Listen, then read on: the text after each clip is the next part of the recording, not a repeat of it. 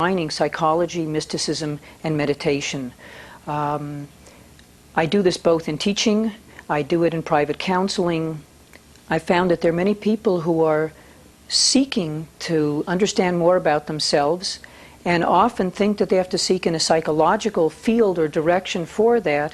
And part of my work is showing that much of Judaism really is a very clear psychological path, only it's not usually taught that way.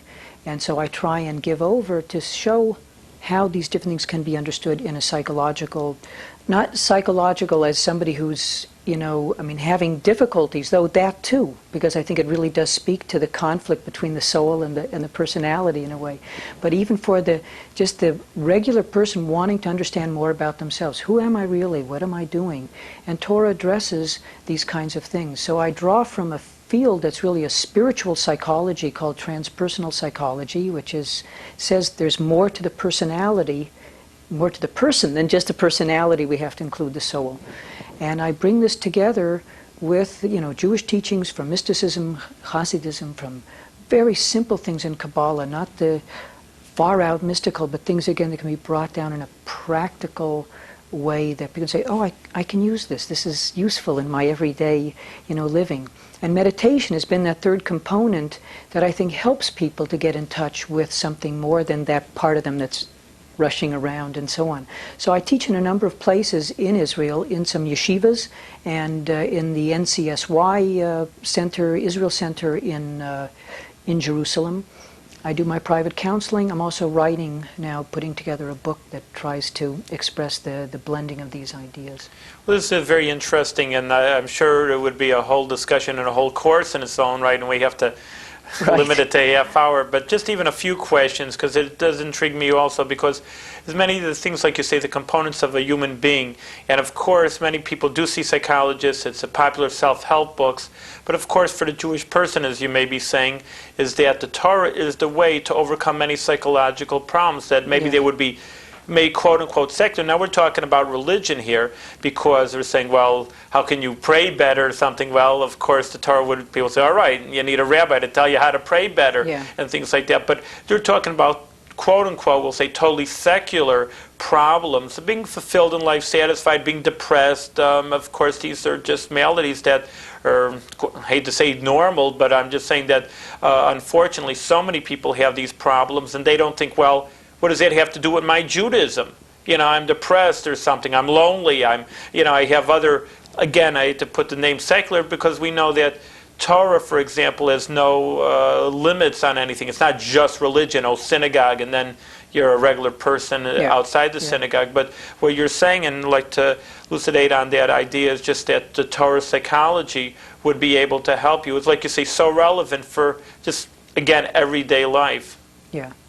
I think it's important. I often have to sort of, when I give my teaching, people say, well, if I become more practicing in this and this, I said, Torah isn't a guarantee to happiness either. It's learning how to go through life in a way that makes us happier. Torah has many teachings for that, but people can go through that also in ways that doesn't necessarily do it. So I think the teachings are relevant to secular, they're relevant to religious people, and it's not like a conditional thing, but say there are some really helpful insights, and just learning how to apply them.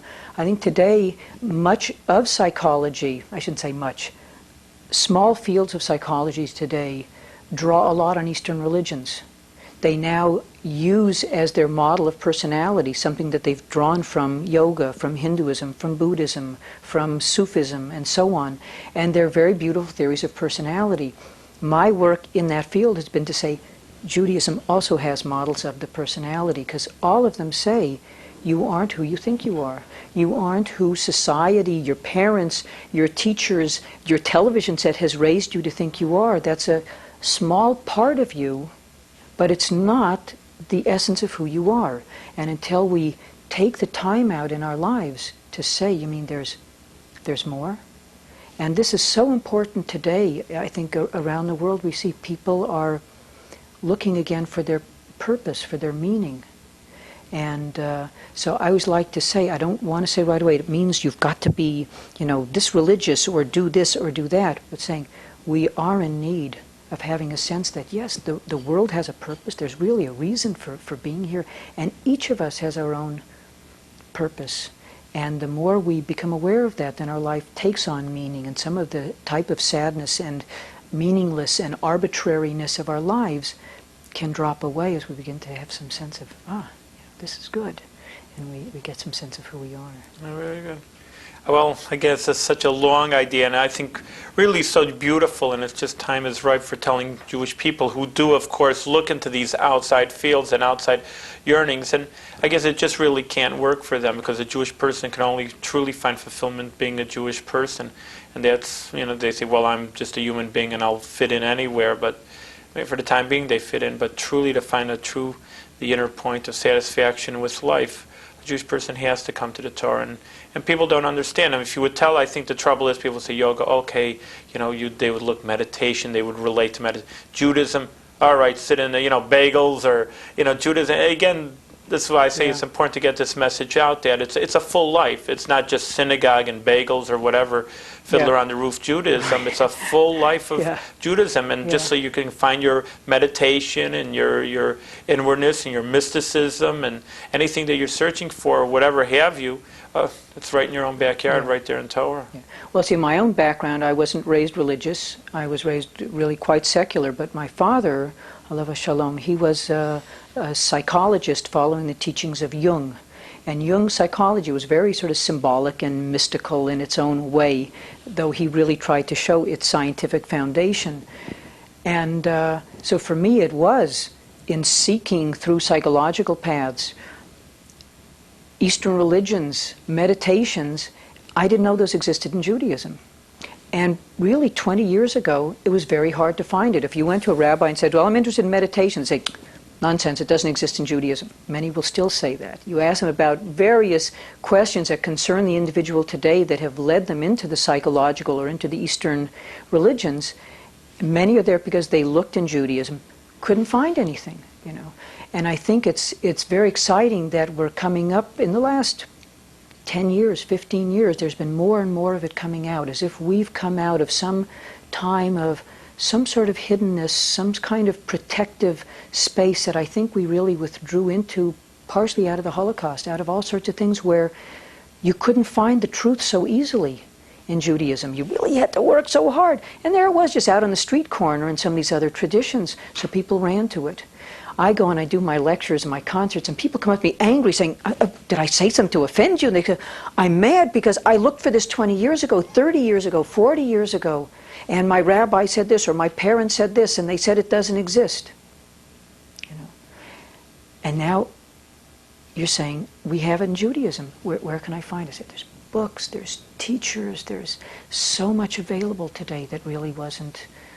And so the truth is shining through from Judaism again today in a way that, they said, there's been kind of there was a pullback, which is understandable with everything that we had gone through historically.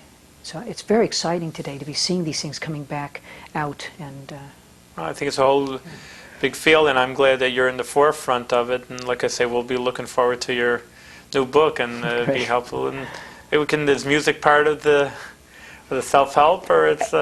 I feel it's important. Actually, I'm trying to find a way. Many books now come out with tapes that come along with it. So I'm hoping I can have a tape that would say, here's some music, here's some meditations that go with different parts of the book to sort of send you inside to think about things and to meditate on things and to teach even basic practices of relaxation and meditation. But I think music is one of our greatest meditative practices. And I mean, in the Torah it says how Samuel is going with the students of prophecy. I always like to tell people today we go to school to learn to make a prophet, but in the old days you could study to be a prophet. And they all carried musical instruments because music helped lift us up from states of sadness to states of joy. And they say you can't get into higher states of consciousness if you're sad. And by, in a sense, Kabbalistic or Torah psychology, we'd say our normal way of walking around in the world and thinking this is what I'm about and this is who I am and I have to do this and happiness is based on having these material things, they said that's all a state of basic sadness compared to an understanding that my life has purpose. There's more to things than just the outer appearance. And music was always seen as a means of carrying us from sort of one way of seeing this to another. And so I think it's been a very important part of my work. Whenever I teach, whether it's at a PhD program or in a synagogue, I always use music. I start with song. It helps get people kind of centered and brings them in touch with themselves. And then I'll go into the material that I have to teach. And then I'll sing another song in the middle so they have a chance to take in what's being said and find some way to work with it, and then go back into some more material. Stories are similar. What we'd call in psychology, we talk about the right brain and the left brain, that the right brain takes things in a holistic sort of way, whereas the left brain is very rational, logical. So most of us are overextended in our left brain. We know how to do the logical, rational, mathematical, but the poetic, the song holds the words. The melody holds the words of the song. The storyline holds the content of the story. And I think that's a lot of Judaism. I don't want to sound critical, but I think to some degree we got very much caught up with our content, with the words, and started to lose some of the melody.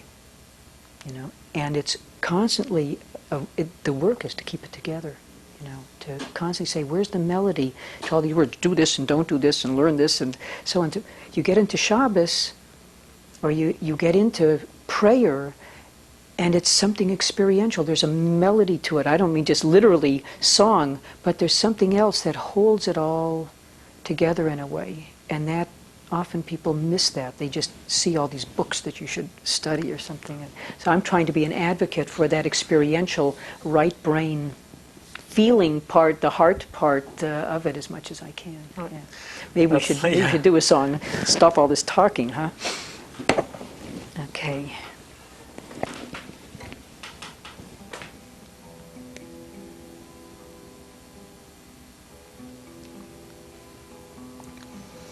This is a song that goes back to a great Hasidic master, Rabbi Levi Yitzhak of Berditchev. And the words are Ribbono Shel Olam. It means master of the universe, master of the world. But the interesting thing, our word for world, which is Olam, Ribbono, master Shel Olam, of the world. Olam in Hebrew also means that which is hidden and concealed. And we recognize, what do I see in the world? Do I know what's going on when I meet a person? I'm meeting an outer part of them, But there's so much more of them that's concealed. And as God is concealed in the world, the essence of a person is concealed in them. So to use a song like this, in fact, Rabbi Nachman of Breslov, he says, this is an excellent mantra. He says, you're looking for a mantra? I'm glad you discovered the idea of it from some Indian or yogic or whatever. We have our mantras. And if you want to take something and repeat it, and if it helps you to get in touch and remember that there's so much more to the world and to ourselves than what we see, he says, Ribbono Shel Olam is a very good.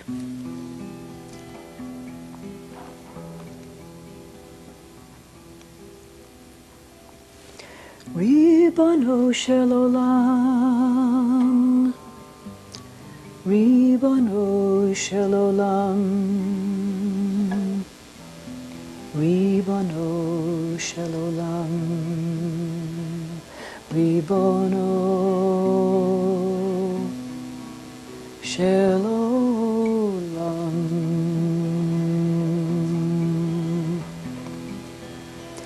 Ribbono Shel Olam, Ribbono Shel Olam, Ribbono Shel Olam, Ribbono Shel Olam,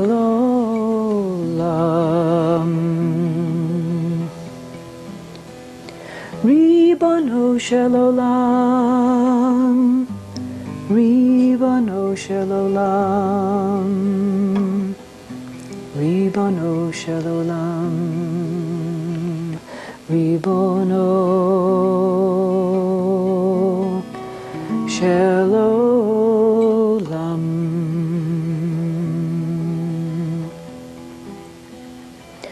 Ribbono Shel Olam, Ribbono Ribono shel olam, Ribono shel olam, Ribono shel olam.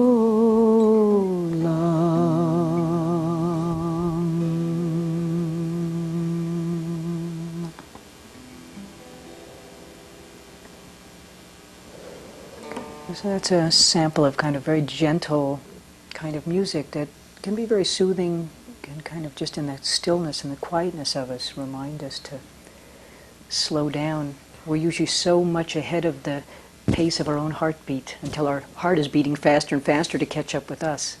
Sometimes we need to remember to slow down to a more natural pace and say, oh, I forgot what it's like to sit without tension building up, ready to jump to the next kind of thing. Often I've done workshops on time, space, and being, and I say to people, time is the greatest slavery, in a way that we're racing and racing to catch up and keep up and meet schedules and, finish the show on time and all of those things. So it's, I like just the singing because it just, helps me to just really slow down.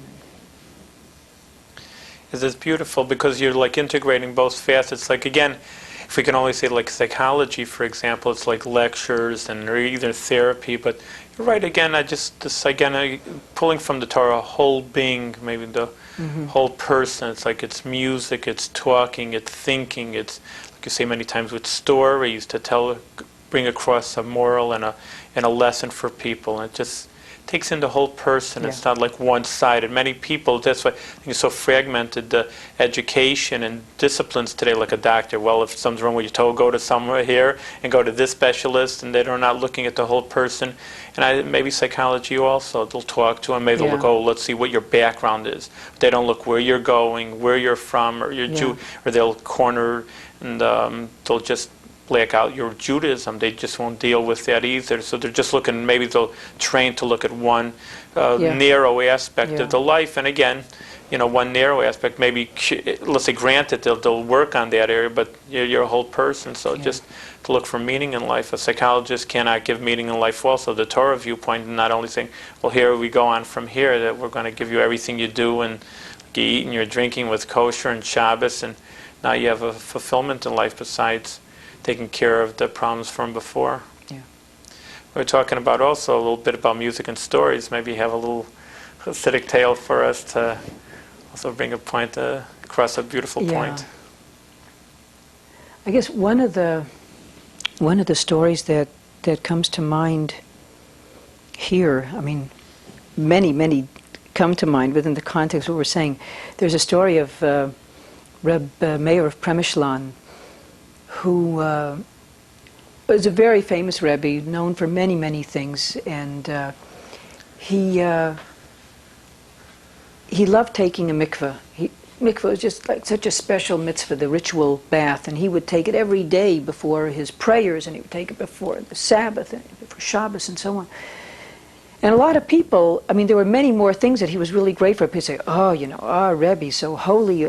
Even in the middle of winter, when the river's frozen over, he goes down to the river and he cuts a hole in the ice and he takes his mikveh. Wow, he's so holy.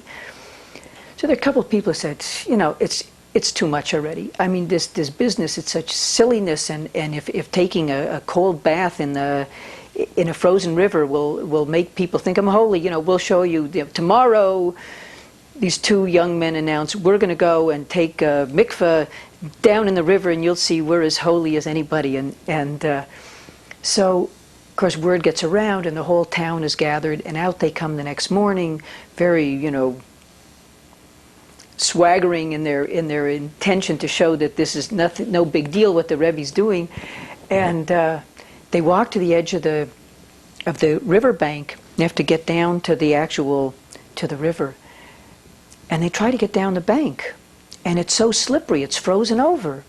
They're slipping and they're falling, and this one falls and tumbles and bangs himself, and the next one falls on top of him, and they're lying there on the frozen river itself now, bruised and very embarrassed, and getting a lot of help from the people up above to try and pull them back up, and just as they're scrambling back up on top having failed, and he said a little bruised, their clothes a little torn, and of course the timing, along comes Reb Meir from Ishlan.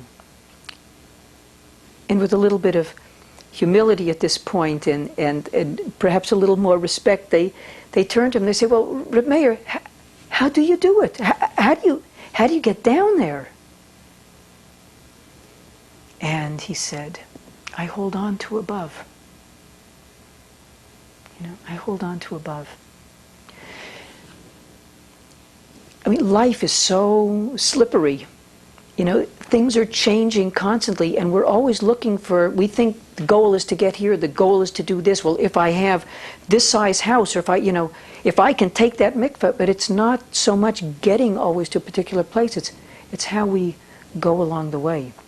And this ability to hold on to something beyond, something above, is like really something very special that I think the spiritual path really offers us, to say there's something more to hold on to. The Baal Shem Tov used to say, a chassid came to him one time and said, "Rebbe, what happened? I used to feel so close to God in my prayers, and what I would do, I could just feel His presence, and now suddenly God's so far away, and what did I do wrong? You can look into my soul, you can tell me, what did I do? I don't know, but why is God so far away?" And Rebbe says, he says, "Don't you understand?" He says, "It's just like when you're a child learning how to walk. At first your parent holds you real close because your legs aren't strong enough. But as soon as you can stand on your own legs, he takes a couple of steps back and says, okay, now come, you're strong enough, take some steps towards me." He says, "Don't you see, it's not that you've done anything wrong. God's pulled away from you to teach you how to walk because you're so strong." Again, we need to know there's more to hold on to, there's more to reach for than just the outer physical things that we try and hold on to. Maybe there's another song that's kind of appropriate to that. This is a song I think a lot of people know. It says, "All the world is just a narrow bridge. And the most important thing is not to be afraid." That we see this in a lot of teachings in Torah. It says, fear God, not that we should be of this terrified thing, but saying, why be afraid of so many things in the world? We're afraid to go here. I'm afraid I'll lose my job. I'm afraid people won't like this. I'm afraid of this. I'm afraid of... You see, if you would turn that fear to something much higher, then we can really pass through. So Rabbi Nachman again says, the whole world's just a narrow bridge. The most important thing is not to be afraid. There's nothing to fear in this world. And to really go through it with love and with joy, knowing that there's so much more beyond, so much more above.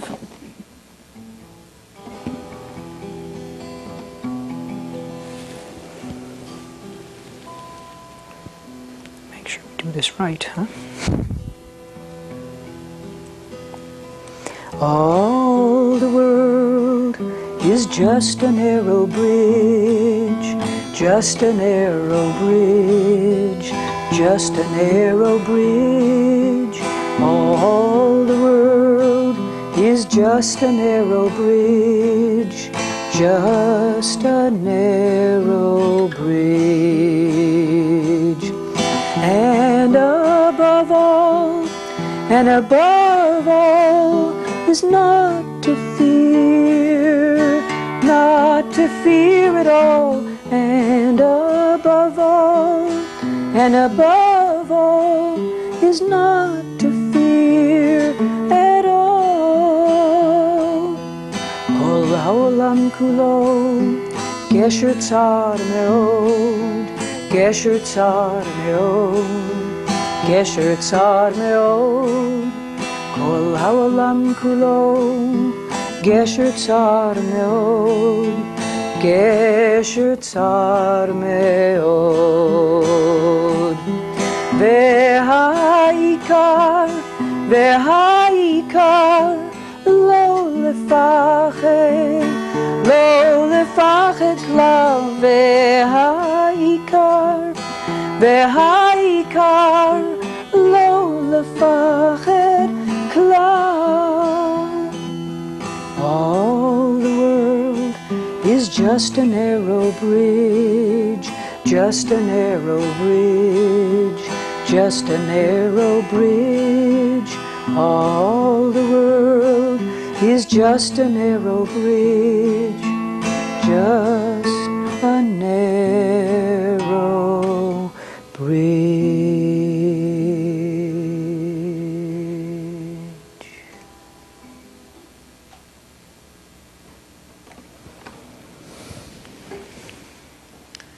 I think that's a good lesson just right in there. If you want to extrapolate on it, I think that it's just like it's a wild world out there, and a person has a lot of choices. They have a lot of ways to go, and for a Jewish person, it's even more than that. There's even more choices, and it's easier to get off on the right or wrong road, and just got to be, like you say, focused. I think that's the main thing. Focus on what you are and what you're doing, and stay there, because there's a lot of ways that a person can get themselves off on the wrong path, as we find today. Yeah. So there's so much choice today in the world, and so many distractions, and so much that if anything is very much afraid of looking back at the fact that maybe there is a purpose to things. So I mean, every time we come up with a time-saving device that says now you can pursue something meaningful, we fill the time gained with something else, rather than saying, oh, I really have free time. You know, we're like afraid to create time, we're afraid to move towards that, and I think the more that we can find, for all the richness of everything around us, if we can focus in, it will enrich everything that we do in the world. All right, Zeller, I think it's too short of a time. What can I say? That it's only a half-hour show, but there's so much to talk about, both in psychology and Judaism, and of course I would like to hear more songs, and we just don't have the time for more stories, but maybe next year, and take another trip around outside of the land of Israel, come back to America and tour America, and you'll pay us another visit, and we can talk more, and we can see more and more stories, and a lot of times I give a little bit of a plug for people if they want to visit you, but some people have their offices in the Capital District. Sure, if people want to come to the land of Israel, you'll see them also, but it's a good thing to go to the land of Israel to enjoy the holy atmosphere. And I'm sure that just given another aura just for every person who goes there, for a Jewish person to find themselves. I mean, you lose yourself, you're American, you're regular, like everybody else in America, another citizen in Israel, just to be there, puts you in a different frame of mind, saying, hey, this is the hometown, my home people, and this is where I kind of really belong, and everybody really has that kind of emotion when they go there. So I think that's an important to visit there for the Jewish people. And like you say, once you're there, it's not just the falafel again. It's something to tune. Once you're there and you're tuning into Judaism, that Jewish feeling, I think people should take it a little more further. And why are they feeling this way? Why do they feel such a connection to a land that sometimes they've never seen? And then maybe their answer is they haven't been there for 2,000 years, and all of a sudden, that they feel such a connection to a land, and just tune into those feelings. Yeah. No, I often say to people, I say, whether you're religious or non-religious, whether you have any connection to the land, there's no place on the planet that has had more millions of people for more thousands and thousands of years praying for it, dancing over it, crying over it, wishing for it, visioning it. He said, when you walk there today, you're walking in their dreams and in their visions, and it's like, what's going on here? But somehow it's had such an enormous amount of consciousness poured towards it over all those thousands of years. It's an amazing thing to experience. So I invite you to come to the land of we just only hope we should all go there with the Mashiach, with the Messiah, and bring us all to Israel. Right. Thanks for being with us today. Thank you so much.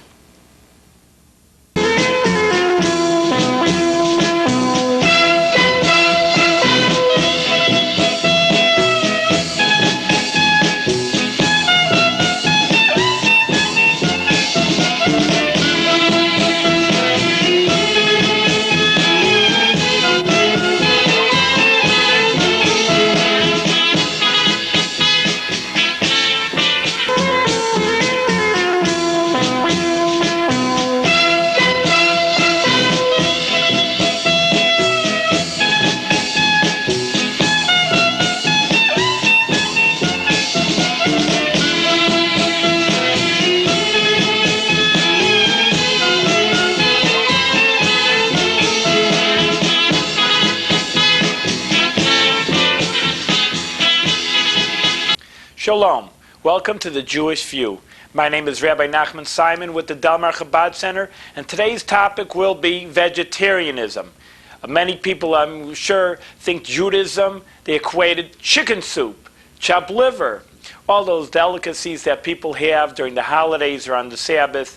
But how important are they to Judaism?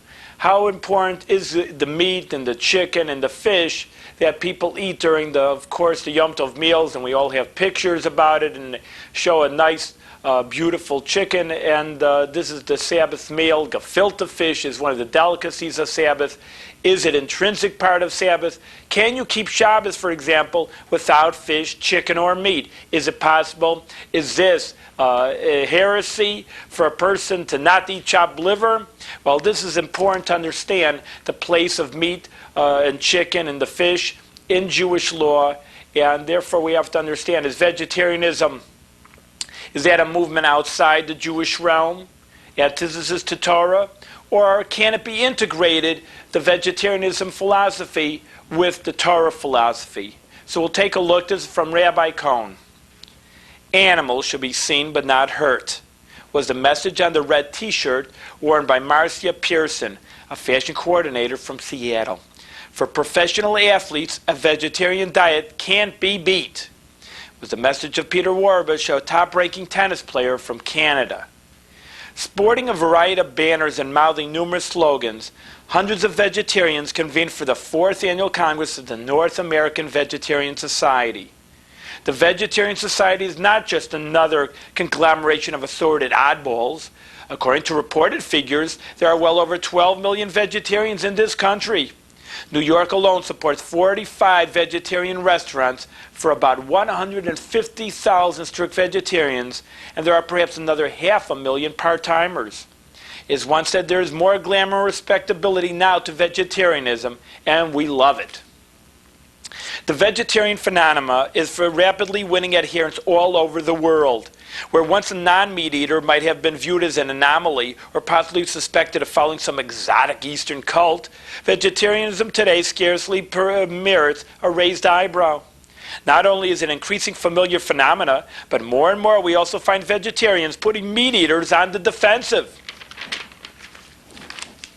A surprising gamut of motives brings individuals to renounce meat and adhere to a diet which is far removed from the American ideal of a chicken in every pot or meat and potatoes as the typical dinner.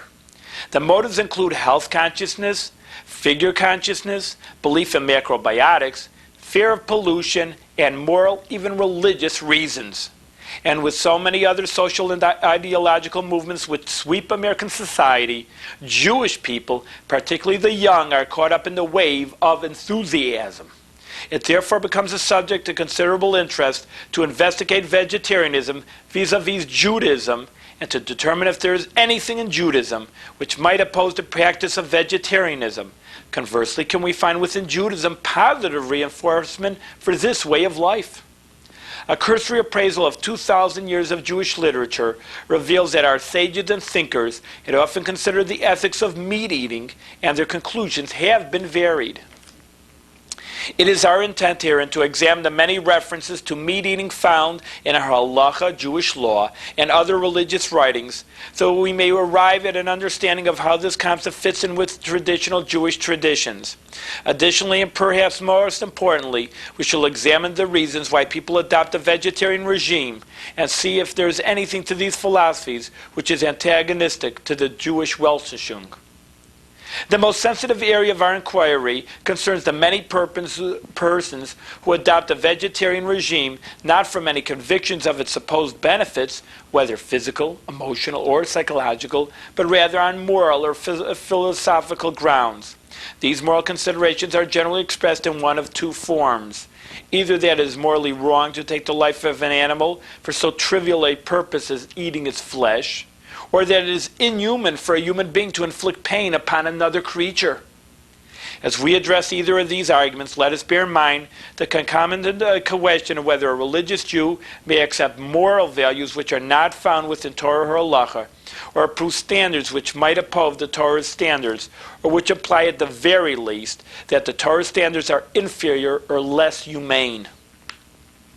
It is not presumptuous, bordering on blasphemy, to call an act sanctioned by the Torah and perhaps mandated by halacha an act of cruelty or inhumanity. We must first of all respond to this challenge to the Jewish tradition. For if there is indeed any lèse majesté in accepting the vegetarian credo, that would automatically preclude acceptance of that system for an observant Jew.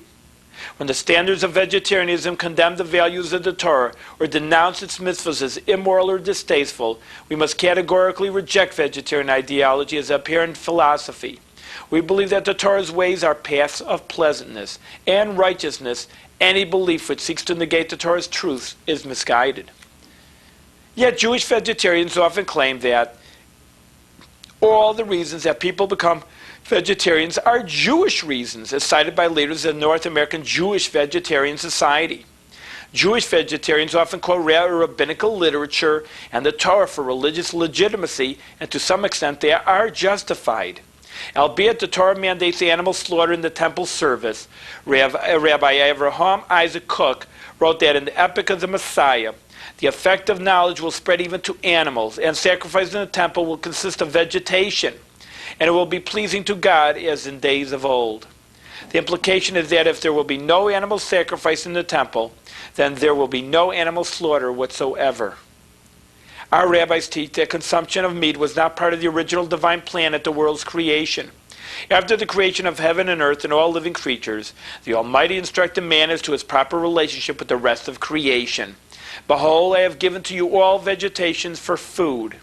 Since there was a bond interrelating all living things, life was sacred, and man was not permitted to take life even for his own sustenance. Nachmanides explains this structure because creatures which possess a moving soul have a certain superiority, and in this respect are somewhat similar to those who possess intellect, meaning man. And they have the power of affecting their welfare and their food as they flee from pain and death. There is a measure of kinship between man and beast, and according to the original design of the world, the beast was to serve and assist mankind, but not to be his food. Now, while it is true that the above sources certainly accord with vegetarian claims, it is simply not accurate to base Jewish thought only on the experiences of Adam. There is the entire Torah which has to be considered. And what emerges from that presents a somewhat different picture. A few chapters after the creation account, the Torah records a major upheaval of the original world society in the deluge, the flood, when all that has been was wiped away. The post-diluvian world had different standards. Speaking to Noah after he emerged from the ark, God specifically permitted him and his descendants to kill animals in order to eat their flesh. However, even in the permission, there were restrictions. As Maimonides points out, although he gave them permission to slaughter and to eat, yet he did not give them permission regarding the animal's soul, and forbade eating a limb cut off from an animal that was still alive, nor the blood of the animal. We see, therefore, that although eating meat was now definitely sanctioned, that dispensation was hedged with limitations. Animal life did not become something negligible. Man still had to maintain some respect for the dignity of the animal life. That obligation still applies to all mankind. As for the Jewish people, the Torah later added many more restrictions, further limiting their ways of eating meat. If a person tends towards vegetarianism because he sees it as a lifestyle consonant with the way the Almighty really wanted the world to be, there can be no denying he has a valid point of view. However, to claim that the Torah and Talmud share with vegetarianism and abhorrence to animal slaughter as a cruel and inhumane act is simply false. A truer understanding of Jewish law and tradition would indicate that many rabbis viewed the Torah license to eat meat as a necessary dispensation, a reluctant permission as it were, not as an indication that eating meat was a desirable pursuit. On the other hand, it is quite wrong to view this reluctance as arising out of a feeling that slaughter is cruel. The reasoning is quite different.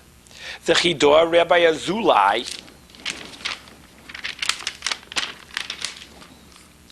commenting on a Talmudic passage, notes, "Our rabbis taught us proper behavior that a person should not eat meat except in certain circumstances, which means that if he does not have a strong and healthy constitution, then he may take money to buy meat. Furthermore, Rabbi Shlomo Luria writes that Rabbi Yochanan and Rabbi Nachman in the Gemara taught that one should eat meat for the strengthening of his body and ought not to hurt his body through excessive abstentions. However, he should not do it only for pleasure. We may therefore conclude that when a vegetarian is loath to eat meat because he does not want to take an animal's life merely for his own pleasure, that person is acting well within the spirit of Jewish belief and philosophy. He is not denigrating a Torah value, for the Torah does not establish the eating of meat as a desirable activity, only as something which is not forbidden to do. Spiritual reasons.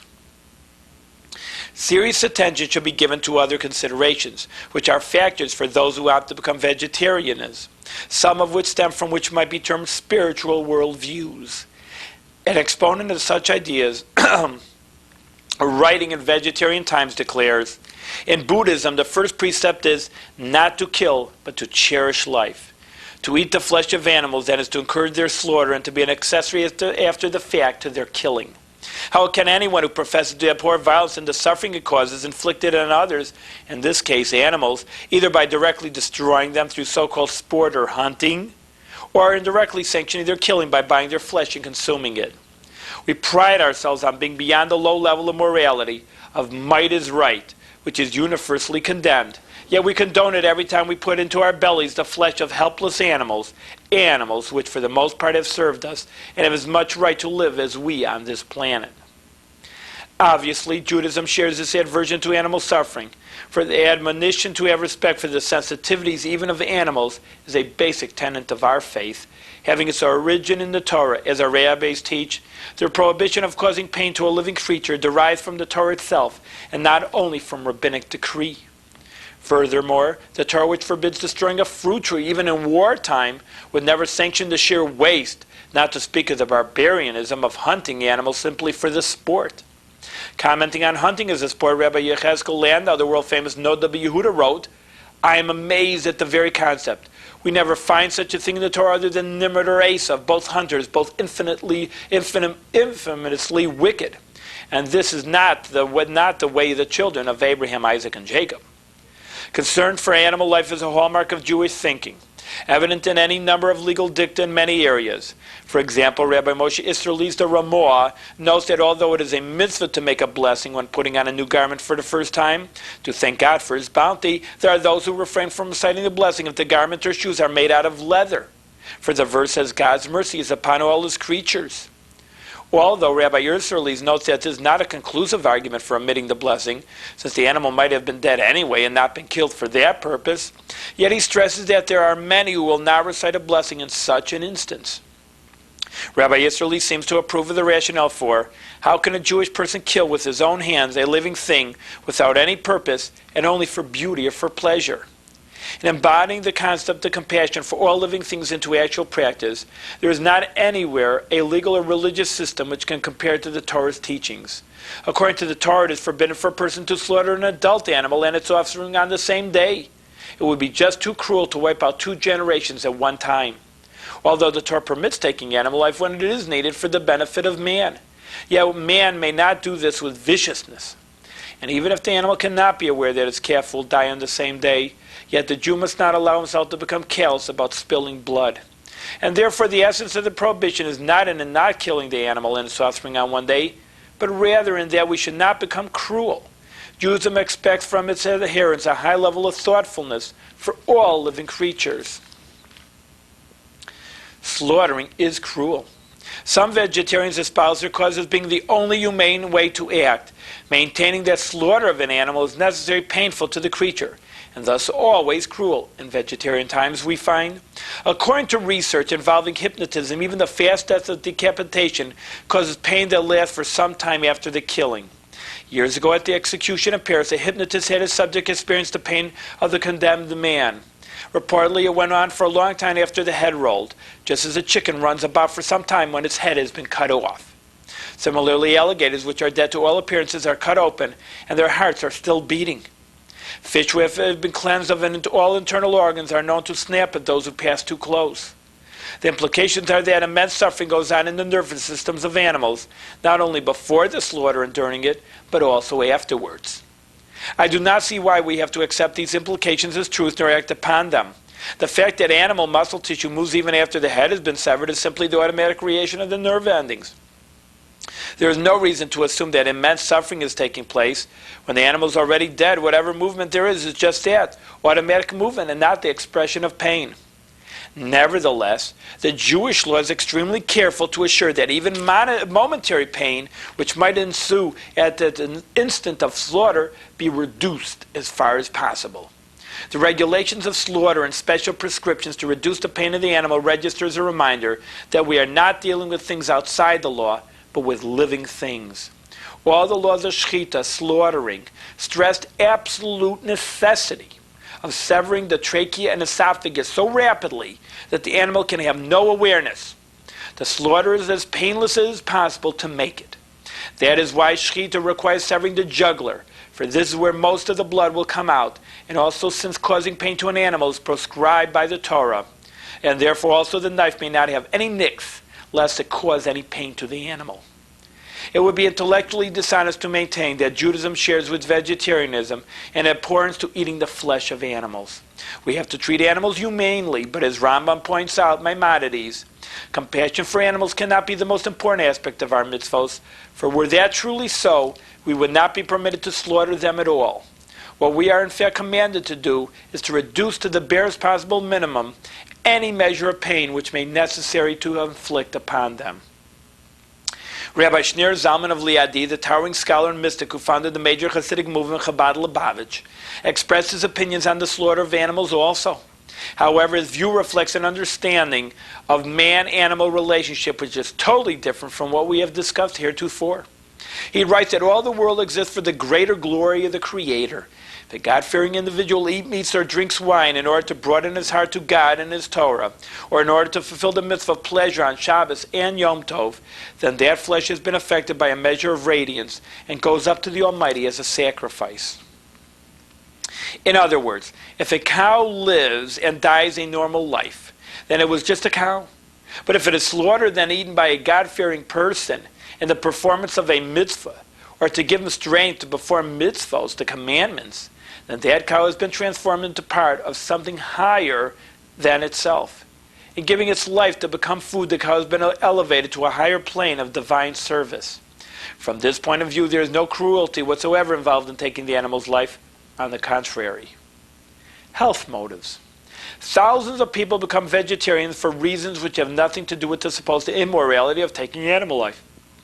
On a far more pragmatic level, they renounce meat out of a conviction that meat offered on the market today is irretrievably contaminated with chemicals and additives, and that cattle are raised in a manner which renders meat an odious, potentially dangerous food to eat. If the nauseating depictions vegetarians have made are indeed true, and the meat we are digesting is as dangerous to our health as they claim, it may well be that Jewish law would require us to cease consuming this dangerous substance. It is well known that Jewish law places the highest priority upon the preservation of life. Virtually every mitzvah of the Torah can be ignored, if that will save a life. Eating on Yom Kippur, driving on the Sabbath, almost anything is permitted in order to preserve life. What was possibly less well known is a corollary to that principle is the supreme importance of human life, namely that one is forbidden to take any action which can endanger one's life, whether immediate or over a long term.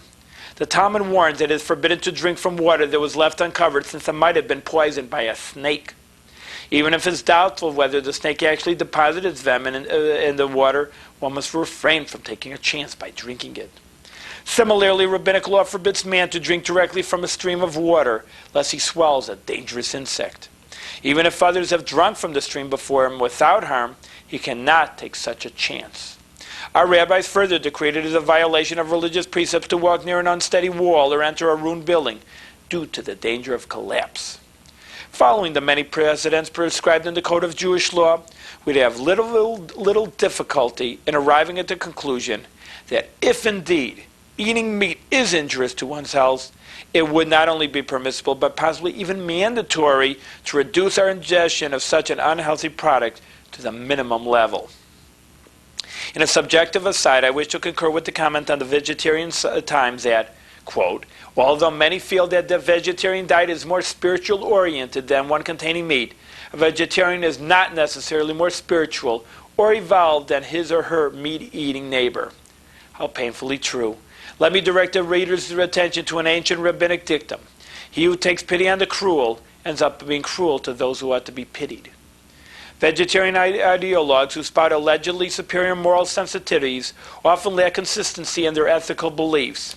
Unfortunately, there are too many people today who are very much concerned with animal welfare, but who are not in the slightest bit moved by the lack of proper children's shelters or at the thought of thousands of fetuses aborted annually. Is their pity for life not somewhat misplaced? The psalmist praises God for his compassion upon all his creatures. Someone who finds himself committed to a vegetarian regime out of moral considerations ought to carry that super-sensitive moral refinement into all areas of human activity and not confine it to the animal kingdom. If he can do that, then he's truly an admirable and ethical human being. Otherwise, should we not label him a hypocrite? In summation, it is understood that Judaism is a religion which places great emphasis on justice and compassion for all God's creatures. The Torah and all our teachings forbid the causation of the slightest unnecessary pain to anyone or to anything, and include many strict regulations to assure that the slaughter of animals will be carried out in this spirit. And as Judaism seeks at all times to reduce our involvement with the physical and turn our heads to spiritual pursuits, it recommends reducing the frequency of eating meat. On the other hand, animal sacrifice and consumption of animal flesh are at times mandated by halacha Jewish law, and we cannot therefore find these activities morally unjust. The wisest of all men, King Solomon, noted that there is nothing new under the sun. Although vegetarianism has the glory of a new fad for many people, our research shows that Judaism dealt with these modern ideas millennia ago. Once again, we are awed by the scope, perceptivity, and the sensitivity of our great sages. Well, I'd like to add one footnote to this article, and that is, where is it a mitzvah? And he hasn't said clearly about eating fish and eating meat. Now, of course, a person could be limited in eating meat because it doesn't say it's not a mitzvah to eat lunch on a Tuesday afternoon. A person can eat lunch or go without lunch. Of course, we say that person has to stay healthy, but if a person say, I'm perfectly healthy if I skip lunch, well, then it's perfectly okay. There's no mitzvah to eat lunch on a Tuesday afternoon. Now, where do we see fish and meat? And I hinted to it right at the beginning of the show. That is on Shabbos. Shabbos, the Sabbath, is supposed to be a pleasure. And a rabbi said, well, part of the pleasure is eating a nice meal. That's part of having a pleasure on the Sabbath. And what's a nice pleasure? Of eating meat and eating fish. And that's where we got chicken soup, as we said. We got gefilte fish on our Sabbath. But remember this. This is the bottom line of the whole subject. So we said from Sunday to Friday, there's nothing to eating meat. If you don't want to eat meat, no one has to eat meat. And let me even give a footnote on that even in Europe, when they weren't wealthy and people didn't have that much meat, people only eat meat once a week. In any case, they weren't consuming like meat eaters like people do today, 5-6 days a week. So remember that. It was always in tradition of very minimal eating. Number two, as I said, it's supposed to be on Shabbos, 1 day a week, if it calls Shabbos a pleasure by eating meat. But it says same right in the halacha Jewish law, that if a person doesn't have a pleasure by eating the meat or eating the fish, then one doesn't have to. They're absolved even from this mitzvah. Because if they don't get a pleasure, they get sick, or for whatever reasons, as we said here, they prefer not to eat the fish and meat, then, of course, then it's not a pleasure for them. And if it's not a pleasure, it wouldn't be right for them to eat it on the Sabbath or the holidays. So really, if we get down to the bottom law, does Jewish law demand a person eat meat and fish? The answer would be no. The answer would be only if it causes you a pleasure. If you decide in your life, for whatever reason, that it's not a pleasure to eat these foods, and then it's only on the Sabbath that a person would even think to have an obligation. But even then, it wouldn't be an obligation because you don't consider it a pleasure. And let this be an answer to many people in vegetarianism and Judaism, and many people taking an adversarial point of view, especially when they speak to me on many points, and they talk about vegetarians, they think, I just know Torah doesn't condone such an attitude. And it must, because you have a tradition of chicken soup, like we said, chopped liver, gefilte fish, all these foods that are so totally known as Jewish, and therefore, if you don't eat these foods, then quote unquote you can't be Jewish. It's totally untrue. Let this program be a source of education for people, that Judaism doesn't say that person has to eat meat or fish. Torah does say that people have to be considerate of, of trees, as we said in the article, have to be considerate of animals, of surely of other human beings. There's nothing to talk about, but the person it can't waste things, it can't pollute. This is all in the Torah. There's nothing modern day Judaism. This Judaism, as we say, is eternal for thousands of years, but encompasses the whole time period and considers a history. And as everything that you can find, we can look into the Judaism and find a source there. So that even if people are into vegetarianism today and they think, well, it's something modern, I'm sure that Torah wouldn't accept anything that's modern. Again, it's an untrue point. And just to repeat one more time, that Torah it doesn't have any contradictions to these philosophies that are found in it. They can condone vegetarianism. And as we still say in Yiddish, of people who know the Yiddish language, at least a few words, you say es gesund to hate. In Yiddish you say eat with health. And that's really the main thing. We eat not for physical pleasures like we're saying. We eat to be healthy, and that's what's the most important thing. And everybody should be with gesund and healthy as long as they're eating kosher and good food.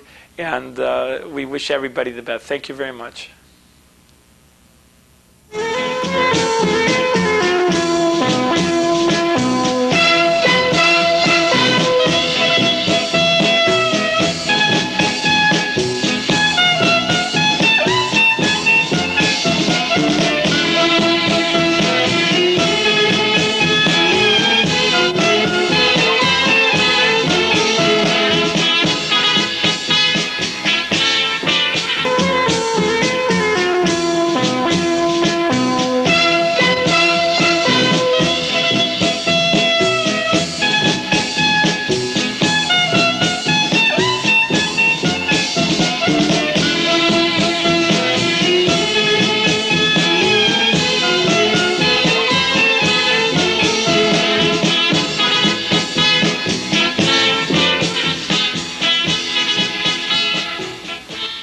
Shalom. Welcome to the Jewish View. My name is Rabbi Nachman Simon with the Delmar Chabad Center, and today we have a very special guest with us, Dr. J. Frank, who is a psychologist and counselor in the Capital District. Welcome to the Jewish View, Dr. Frank. Thank you very much, Rabbi Simon. It's a pleasure to be here with you today. Well, today the psychology really encompasses so much, and this is a second time being here, and hopefully you'll come again because a half hour is really too short to talk about psychology and Judaism, but we'd like to focus in on one specific area today, and that's love and marriage. And of course, many people have many problems. Of course, teenagers always have problems about their love life. Marriages, there's a very high level of divorce rate in America, so obviously there's problems there, and there's problems even people who don't get divorced, always trying to stay together. And we'd like to have a psychological viewpoint of how, maybe you can't have one remedy to solve these problems, but how you approach these problems in general, and maybe we can find some kind of connection to the Torah, the Jewish viewpoint. And saying that, I know that you're not the rabbi, I'm the rabbi. I tell people to do the Torah and the mitzvahs and lead a Jewish life, but being a Jewish and a Torah person yourself, that maybe you could see some corollaries, some complementary ideas where psychology and Judaism go hand in hand, helping the person to lead a good psychological life. There are a number of parallels in the two areas. Marriage is an institution which requires a great deal of communication between the partners to maintain it properly. A lot of the ritual within Judaism is a source for communication. It's a common ground. It's a way for people to come together at various times during the year. It strengthens the nuclear family and brings the children closer to the parents and parents closer to the children. So there are a number of positive features that Judaism does advocate, the mitzvah system does advocate, that are reinforcing to the system, the marriage system, the family system in our society. Well, when a person comes and, I mean, maybe their marriage is like maybe on the rocks, if we can say, they're having terrible troubles with their marriage. Of course, I mean, there's so many different factors that are involved there, but, is the positive approach, though, in psychology is like to keep the marriage together at all costs. Maybe because, quote a little bit from the Torah, it says, when the people divorced, the Mizbeach, the altar in the temple, actually cries tears. Like it's like the furthest extent. Saying that, of course, just want to qualify myself to the listeners that there is this institution of divorce in Judaism. It's not like maybe you could say in Catholicism they look down upon divorce. There is divorce, and it is it's not a proper thing. It's like I say, it's the last resort for a couple to go through.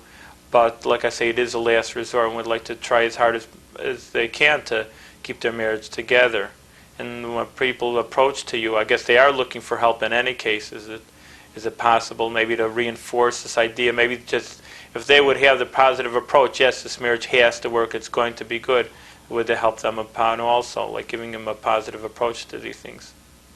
That's true. The very fact that they're coming to see somebody for help, professional for help, is an indication that they want to solve the problem. There's motivation to solve the problems and to come closer together again in the relationship. So that's true. People want to work it out over here together. Mm-hmm. Now, getting on a little bit of other than we're talking about the love part, and the people, of course, that they have promiscuous relationships with being single, and I don't know if do you find that people have guilt feelings? Let's say because there's a strict idea in the Torah and the Jewish viewpoint of what's proper and what's improper behavior. And of course that doesn't overlap at all with, I shouldn't say at all, because there is a sense of what's right and wrong in society, but of course this idea of maybe we can say sleeping around or adultery, can we say the teenagers getting together, so what happened to lower moral standards on campus.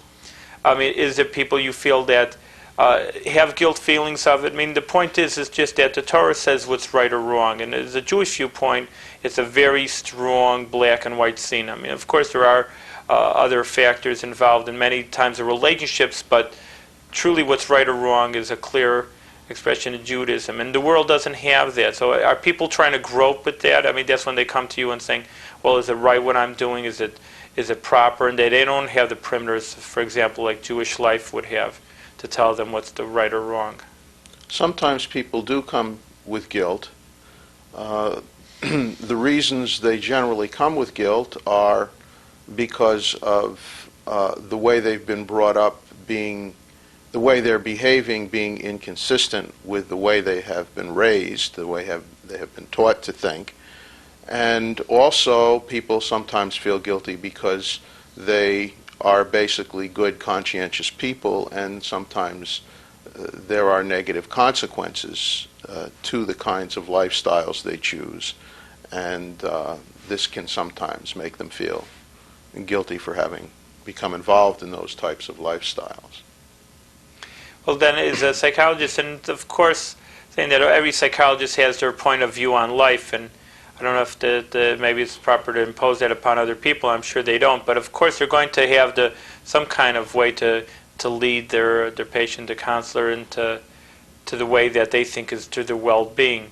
Do you feel that it's a proper thing to deal with, we would say Jewish patients, but really it doesn't have anything to do specifically with Jewish, because a lot of things that we're talking about, the moral and ethical standards of love and marriage, really pertain to the non-Jews as much. It really isn't a different set of system. Mm-hmm. But I know it's hard to make a person, go into the Jewish way of life. And again, when we said that right from the beginning, it isn't your point in any case. It isn't your purpose of being a psychologist. But it must have in your own feelings. The Torah way is the best way of a person, and maybe you see a person isn't going the proper way and trying to lead them into saying, well, maybe this behavior isn't the best for you, and you'd be happier not leading this kind of behavior and go into a different kind of way of life. The questions that one asks are often to bring out from the individual the way that individual sees his problems and the nature of his or her problems. And frequently, the problems, in a sense, if one comes and asks for direction, and asks for religious direction, I would not, in my own practice, attempt to give them such direction. I would refer them to a rabbi, a rabbinical counselor. If they were Jewish, I'd refer them to somebody in their own religious belief system if they were not. But very frequently, people, as I said, when people express the need or the desire for this type of thing, then I can become a guide in this direction to them and therefore refer them to somebody that can help them further in this area. Generally speaking, I avoid specific references to religion because religion is very frequently filled with a lot of emotion in counseling and psychology. People have when they do have feelings about it, they have very strong feelings. And those feelings can sometimes get in the way of the psychological process. If they're negative feelings, they can sometimes interfere with the psychological process. So when I see these types of problems coming up, then I realize it's time to refer for other kinds of counseling as well, rabbinical You work or hand in religious hand with counseling. clergymen and things like that, like the group effort, like they're trying to do now in psychology. Yes. And I know in different levels of trying to work from Wall Street. Mhm. I guess from a rabbinical standpoint, is people come to counseling for, I hate to say purely psychological motives. I mean, some people say, well, check my mezuzah, I need a better mezuzah. And all right, that's what a rabbi's supposed to do. But some people say, well, I'm depressed or I'm having troubles with marriage. And now I hate to say purely why I say I hate to, because a Torah viewpoint is like everything is encompassed in Torah and the Jewish life. So it's not just keeping kosher is the Jewish thing to do, and something else, being depressed, for example, or being happy in life is, well, that's for the psychological, that's for a doctor, medical doctor to do or something, whatever, because Torah does tell a person to be happy, and just like tell you to keep kosher and be happy, not to be depressed, and they deal with it also. But it would be interesting to ask, I mean, if people use you as maybe as a religious guide in a certain sense. Like I say, that's why I'm saying the guilt idea, or they have guilt behind their feelings, and maybe they just really don't feel that they can go to the clergyman because they feel maybe you're the neutral party. On the other hand, other people are going to the clergyman and say, well, I know your line already. I know that what you're going to say. Now let's hear an objective viewpoint. Well, some guilt, as I said, does originate because of what people do and the way they later behave, actually the way people learn when they're younger and how they behave when they become older, and there's the inconsistency between the two. And this inconsistency, the what you were taught when you're older doesn't go away when you're younger. I mean, what you were taught when you were younger does not go away when you get older. It stays within you. It stays a part of you. So that anytime you don't conform to those kinds of thoughts and feelings and ideas, there's a little conscience in there that tells you that It's not the proper. it's not correct. So what somebody learns when he's younger or when she's younger does to a large extent determine guilt feelings, which do frequently come out in psychoanalysis or other types of therapy, where the individual expresses a lot of the emotions, the strong emotions felt as a result of the inconsistencies between what they've been taught and the way they've behaved, the way others have behaved towards them in their lifetime. So, since religion is a very important source of moral and ethical principles, religion does get involved to a large extent in people's guilt systems. If they are religious, and if they, let's say somebody who's fallen away, especially who has been religious and been taught very carefully and fallen away, or somebody who maybe not terribly religious, but learned enough in terms of certain things, and they don't conform to what they were taught when they were younger. Frequently, as they get older, they develop more and more guilt in that regard. Well, that's the point I brought out before, and just very interesting to me that how do people form their, like, again, because we're dealing with love and marriage, their moral code, if they don't have anybody or any, well, of course, it's not just anybody in Torah, it's godly, and the Almighty gave these boundaries. And going across, I don't see how a person can really have a good moral code or whatever they think, and maybe that is going to run them into the ground, so to speak, of just saying, I don't know how to lead or direct my life, or they just float around until something happens, or the tragedy happens, or maybe they're love lost and things like that. They don't have any, so in a way, safety net really of how they're supposed to guide their lives. And maybe some people, like you can say, blow out, so to speak, and will come for problems because that they're running around. And maybe you're right. Maybe it's just from I'm trying to say how they're going to revert back to their background. If a person just saying, maybe I should just I'm going around with a million guys. Maybe I should get married or things like that. And to approach it, I mean, again, to me, it's a clear viewpoint. I mean, to me, it says maybe some people won't come to a rabbi, like I said before, because they say, well, I know where you're coming from. I want to get an objective viewpoint. And I guess it's difficult for a psychologist. This is why I'm asking, because on one hand, maybe you know what, in your own personal life, well, I know what I would do, and I know what the right thing is, but well, I can't just, I'm not a rabbi, you have to say, well, I'm a doctor, and I'm not the rabbi, and I just can't tell people what to do. And try to maybe guide them to what you think is right and what is proper for them. I mean, would a person say, I feel bad or something like that, maybe I should settle down, if you say, lead them on, yes, maybe it's about time you got married or something like that. But again, that's what they're looking for on the other. I would say that. Mm-hmm. I don't know, maybe that's why I'm asking you, if that's how you would feel would be the I'd say 2 + 2 = 4. You're not leading a proper life. I think that would depend on the individual that I would be working with at the time. Certain individuals where I feel would be receptive to suggestions of that type, I would give more direct kinds of suggestions as to possibilities to explore, or a possibility. There are lifestyle changes that are often valuable in a person's life, and these need to be considered, of course. It's helpful when these come from the person, and if a good therapist can sort of lead the person to see him or herself what the best thing for the person is. Very difficult to speak in generalities. There is a system of psychology in which we accept the individual as having wonderful self-corrective mechanisms built in, and that this is why people seek help, because they see that these mechanisms are telling them that they need to make a correction in their lives, and they're not exactly sure what correction. Frequently, in talking things out, they discover themselves what the correction should be.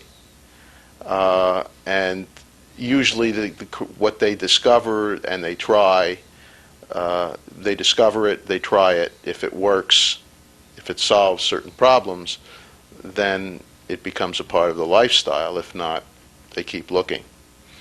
So it's to answer your question more directly, it really depends on the particular individual. If the individual is receptive to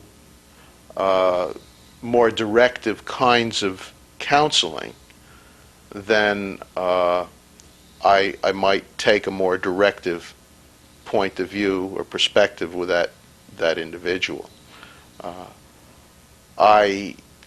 If religion is never brought up as a way of dealing with things, I don't think I would say to the person, or I think I would avoid saying to the person, well, you should consult your priest or you should consult your rabbi. If I see anything in the relationship, in our clinical relationship that would indicate that that would be a good idea, I might perhaps, on rare occasion, make a recommendation like that. But it really it needs to come primarily own, from the yeah. individual. It's interesting. Well, they try to work with people, but I guess they need me for the push over here to tell them what the right thing is, but you can only lead them on professionally. Did you see, I mean, your career, now you're an old man with an old white beard, I mean, you can't look for 100 years, and maybe you know literature about it.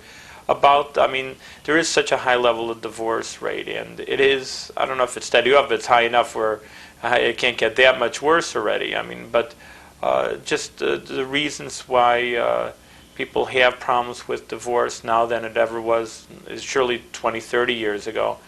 And, you know, that they're talking about teenage with they're also their promiscuous love styles. I mean, are people happy with this thing, or there's hard to say a barometer, but I mean, there is such a drastic lifestyle change is what I guess being direct also in the last 20, 30 years away from the Jewish ideal of what love and marriage is, and not that it was maybe, you could say, great in 1940s and 1950s, for example, but at least people knew to be married to one person, and for the most part they were.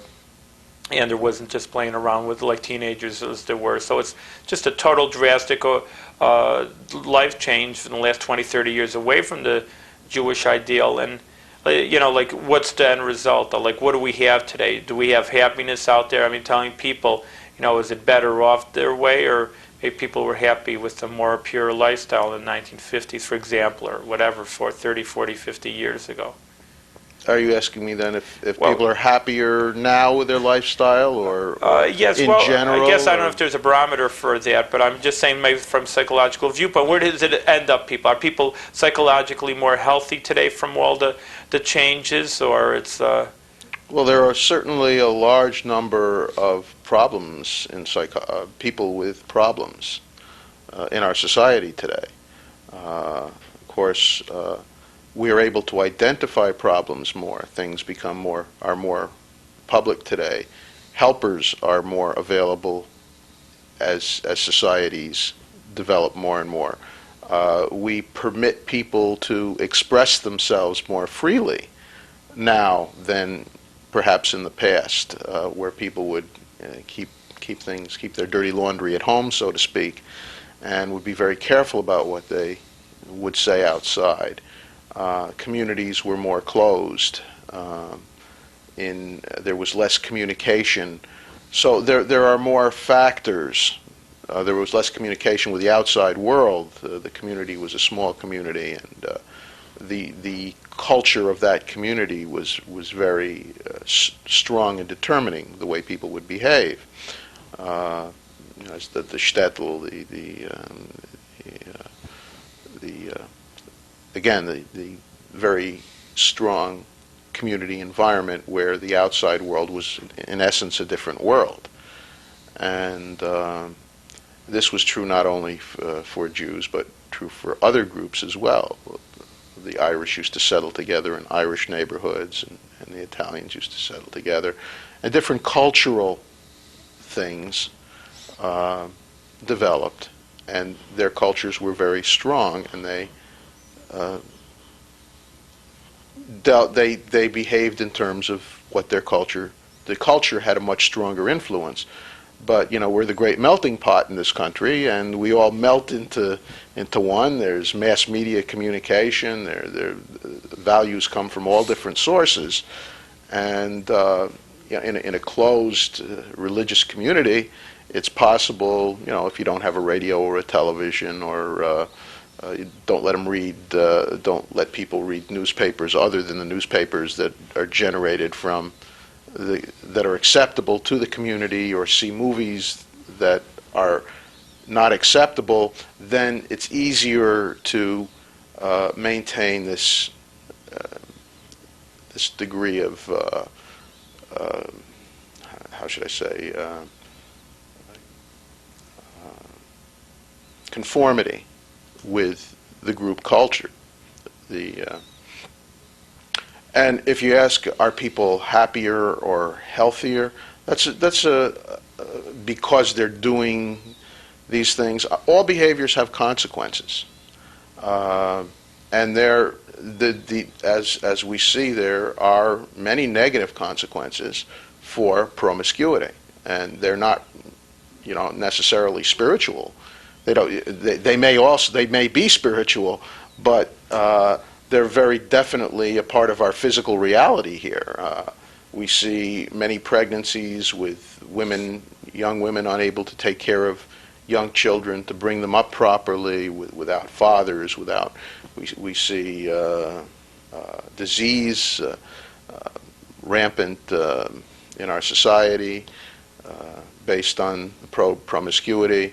So we do see a large number of negative behaviors, which are, in a sense, there's a degree of intensity to which these behaviors rise. As the degree of the behaviors rise, so does the degree of the negative consequences that come from them. So we know that certain behaviors can be damaging and destructive to individuals and societies. People sometimes do not see that until the damage has already been done. The value of a Torah life is, in part, to warn people about some of the negative consequences of pursuing this kind of a lifestyle. At some level, the effects may not be that obvious, but when individuals' behaviors get way out of hand, then at some point the consequences become. And as a matter of fact, we talk about the concept of a chazaka, a habit.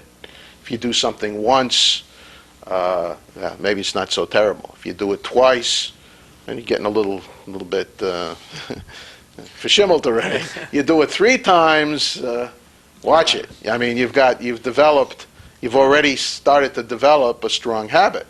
And so if you do things that have a negative, they may have short-term positive effects, but long-term negative effects. And if you don't recognize that these behaviors are becoming more and more frequent and more intense and beginning to dominate your life and your thinking, then real damage can be done. So a little bit leads to a little bit more, which can lead to tsuras, problems. Well, it's interesting. I mean, of course, from a psychological viewpoint, I mean, you have to look at it as, you say, people have to lead their own lives, and they have to, but, it's important that people understand there's consequences for their actions. And I think that's almost like a natural law, like you were saying. I mean, there is Torah law, but like I say, try to get away from this maybe just spiritual idea, keeping yourself holy, because really many of the laws in the Torah are just, in a certain sense, meant to keep people on the right track and keep them happy and know what's right for a person. There's a old Hasidic saying, it's a world is a small bridge. And you get off on the wrong road, and you can, like you say, have dire consequences for your wrong behavior. And it's important for Jewish people to know, but like I said, really, I don't know if this conversation really has to be exclusively for Jewish people, because it really has to do for all kinds of people, because really all people, in a certain sense, behave the same way and have the same moral codes. And even from a psychological viewpoint, I mean, people have to understand what they're going to do something wrong is going to live for today. But to some of the behavior patterns that people are given over to, I mean, people have to understand really, that they're being sold a bag of goods, so to speak, that they have to look for the long term, the long run, about how to lead their lives and what's really going to, in the long term, bring true happiness to their lives. It's just, I guess for you, you have to wait for people to come to you. You can't go knocking on the door and looking for people to consult. Maybe I could do that, but you can't. And that's important for people to understand and just to motivate them. Maybe they're listening now. They'll motivate themselves to see what's the behavior, and whether for themselves they're on the right track. Everybody has friends and relatives, and I think it's personally important that they get a little more involved with people. Like you say, I'm not saying to shove it down anybody's throats and things like that, change and you should do this and do that, because I don't think anybody's going to accept it in any case. But you go, like you say, being a little bit charismatic, a little bit leading people around the right road and saying, hey, listen, this isn't the proper lifestyle, and in a certain way, in nice language, and maybe you should look for counseling to try to direct yourself. People aren't happy. I say, well, change, try to be happy. You don't have to remain unhappy. You don't have to be depressed all the time. That isn't the normal viewpoint. They should look for help. Well, Dr. Frank, we're running out of time, and I do appreciate that you took time out of your busy schedule to join us and show the viewers, the listeners, a little bit of psychology and Judaism, and we'll show your name and number on the end of the show, that if anybody is interested in looking for a little bit of guidance and counseling in their life, that you would be able to provide it for them. And thank you very much for being on the Jewish View. And thank you for having me.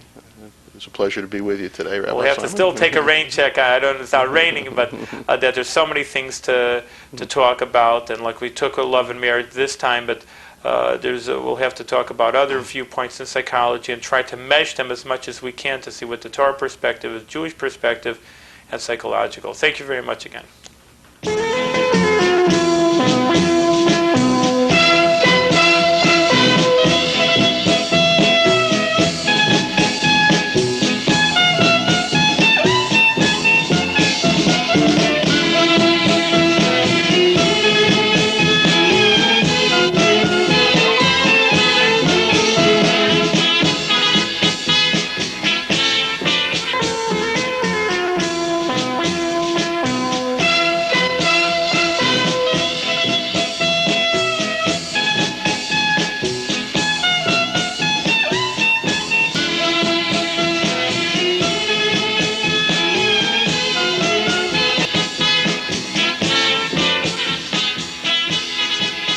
Shalom. Welcome to the Jewish View. My name is Rabbi Nachman Simon with the Delmar Chabad Center, and today we're going to deal with I'd say, number one question people ask me when they come about and try to understand something about Judaism. If you say there's Judaism, and then you say that there's a God, what about the Holocaust? It's the number one question. If such a terrible tragedy, 6 million people, all innocent, didn't do anything. They weren't 6 million soldiers in a war. They were 6 million. 1 million of them were innocent children. Nobody could be more innocent than a child. Why did they deserve to die? And if there is your God in the world, if there's Jewish life, then why did they deserve such a fate? Well, of course, we don't have all the answers. We're not prophets, like I always say, and we're not God themselves, surely. But we do have some things to think over and mull over, and maybe we'll have some kind of, I don't even want to say understanding, but maybe some kind of a little bit of a perception, let us say, to say that maybe there's something bigger than we thought about. And this is why this is an essay. It's called The Big Picture from Rabbi Nissan Mengel, who, by the by, actually did experience the Holocaust firsthand. And I think that makes it even more relevant because we're sitting here, and I was born after the Holocaust, and most young people have today, of course, and especially even if people were here in the Holocaust, they were born in America, and they didn't experience firsthand. It's always easy to rationalize someone else's behavior. It's like, oh, well, I'm sure it wasn't so bad, and I don't want to get into that. And it's right that you really can't understand something until you experience that action. But that's why I say this is a little more relevant. Rabbi Mengel did go through the concentration camp. So let's see what he has to say about it. Throughout the ages, man has tried to resolve the perennial dichotomy of a just and righteous God as contrasted against the sufferings and evil of this world. Since the beginning of time, philosophers have grappled to comprehend the seemingly unwarranted tragedies that befall the most pious of men, while the lives of the ruthless, cruel, and selfish often appear to be filled with prosperity. Within the realm of Judaism, the question of divine justice has been probed by every prophet who ever lived, dating back to Moses. The sole purpose of creation, according to Jewish philosophy and Kabbalistic thought, is to enable God to dispense His ultimate kindness and benevolence upon the universe, and yet we reside in a world plagued by disasters. If God is in fact omnipotent, omnipresent, surely He can intervene to block the course of evil and sway the tides of misfortune. World events of such horrific proportions as the Holocaust, during which 6 million Jews, 1 million of which were innocent children, were senselessly massacred, have led many to turn to atheism and conclude that God simply does not exist. This theory, no matter how ardently espoused, poses major problems. If there is no God, then how did this world come about? Just as a house needs a builder and a tree a seed, so too the world needs a creator. Even intellectually, the denial of such a creator makes little sense, and yet the concept of the coexistence of suffering and all-merciful, omnipotent God in the same universe, when they appear so mutually exclusive, does not readily compute. This leaves way for yet another theory, that of deism. Yes, God does exist, and yes, He did create the world, but alas, He abandoned it, departed it to fill more lofty pursuits above. And now on this earth everything is regulated by the laws of nature, a series of random events and happenings based upon unrelated circumstances that make up a life. Yet how could God, who created this world out of sheer nothingness, reject it, so leaving it to the whims of Mother Nature? Didn't God Himself create nature? And do we as humans, even the most advanced of us, really know what nature is all about? Is it far more likely that while God's face may be hidden from us, His power and presence are clothed in the wondrous garments of nature? Should He depart even for a second, the world will revert from whence it came to nothingness? A further theory that has gained much popularity and recognition in recent years is that God created this world, but then granted humanity freedom of choice to do whatever it wanted, however it saw fit. As such, He has no ultimate control over the course of existence, and therefore, while a good God, He is unfortunately also a helpless one. Contrary to the intellectually untenable belief in atheism, the concept of random existence advocated by followers of deism, or the more digestible freedom of choice ideal, the Torah offers a different perspective. The events are not haphazard as they seem, rather controlled and powered by God, the activating force behind the entire system of creation. Indeed, a major tenet of Judaism is that God is all-powerful, all-knowingly, and all-merciful. How can we then substantiate the purpose of creation? To bestow goodness as laid out in the Torah when it is silhouetted against a backdrop of the awful reality of this world. Before probing this dilemma further, it is important to express the view held by our sages that the majority of all tragic incidents and ultimately death can be attributed to human error, while only a small percentage can be directly attributed to God. A man who falls from the roof of his home due to his own carelessness cannot blame God for his injustices. Nor can a man who jeopardizes his well-being by drinking and smoking or engaging in similarly unhealthy activities. Thus, in most cases, it is man's own doing which results in tragedy. The world is replete with natural resources enough to provide for all its inhabitants, and the failure of government to realize the earth's potential and feed the hungry is not God's failing. Similarly, the threat of overpopulation may be regarded as man-made fantasy nurtured by his exclusive focus on self.